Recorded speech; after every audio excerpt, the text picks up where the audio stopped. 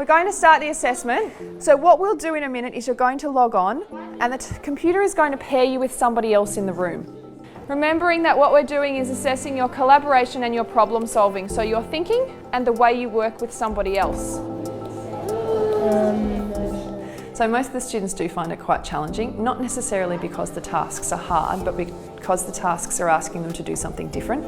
They're asking them to work with somebody else in a different way. Often what we'll assess is what they know, rather than how they perhaps work with somebody else in terms of collaboration, but also in terms of how they think. So it's an online assessment tool and they pair up with another student in the class, and that's usually we try and do that randomly so that the students don't know who they're working with. And once they do that, they get online and they start working through a task that's been set up. Students are really engaged with the tools when they go into the classroom. They don't see them as your typical assessment. They present almost like games. An example of that might be that they have to look at how deliveries are made across an area, or they might look at how plants grow based on different light settings and different temperatures. One person had control of the light exposure, one had control of the heat. If you weren't careful, you could kill the plant, which is pretty fun actually. When you're communicating with your partner, it happens through a chat box which is along the bottom of the screen. The computer tracks all of their discussion and their movements and looks at how they interact with each other, who's the more dominant partner, who isn't, who initiates the conversation, who leads the movements on the screen, and also how they share resources. So one of the most fundamental things that the students have to realise is their screen isn't necessarily the same as their partner's screen, and so they actually have to be able to collaborate to do that. We know that industry and schools are looking for ways in which to assess and teach this, and prior to this project there wasn't any clear-cut way for them to do that. It's really a merger of collaboration, critical thinking, problem solving and communication skills, and decision making as well. And so we looked to the literature of those 5 skills, and from that merged a definition within of itself, so that it's not just a merger of those 5 skills but an actual skill in and of itself. One of the school's main aims is to equip students with skills for the 21st century. So whilst we recognise that it's very important for them to have content area knowledge, it's also important for them to be able to engage in a very changing workforce. Very few projects and tasks that are going on that are solely within one office. They're often collaborations between other companies or other countries. So the test is used across predominantly Year 7, so all of our Year 7 students undertake the test at the start of the year and then at the end of the year again, so we can assess their growth across the curriculum. So the computer tells me who's saying what and who's clicking, because we're looking at how you're working together and how you solve that problem. Their data goes through the system and we get a report back which tells us their level of collaboration in terms of their social skills, and then their level of cognition in terms of their problem solving, and we can use that to inform what we do in the classroom. Is that you typing?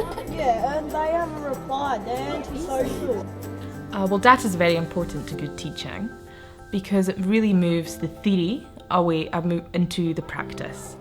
With the example of our tasks, teachers find it very, very difficult to actually assess collaborative problem solving offline by themselves in the classroom.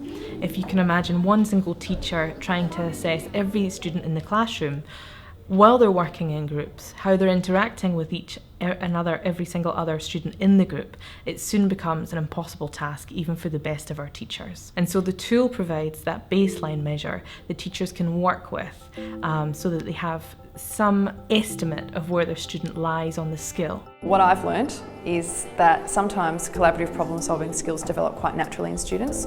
Some students will come in with quite strong skills already, and perhaps that's a product of the school that they've been to, perhaps that's a product of their own ability, but that there are a range of students across every school that actually need explicit teaching in these areas to actually be able to function effectively in a group, to understand how they actually engage with a problem and how to support them to improve those areas. I always prefer to work individually, but when I'm faced with something like this, it's very, very different to what I'm used to doing. But that's the main difference, is that you can't do it all yourself. You have to give responsibility to other people and let them help you out. And so it's really interesting for the students to be able to start to understand their thinking process and what that actually means for them. So they're quite positive about undertaking the assessment. It's quite interesting and exciting for them, and they're quite interested to see what the results are and then how they can actually use that information later on when they're learning. I think the testing has helped my communication skills. I'm used to talking to people to figure out a puzzle, but on the internet it's slightly different because your words can't be interpreted with tone, and so you kind of got to think about the best way, I guess, to communicate.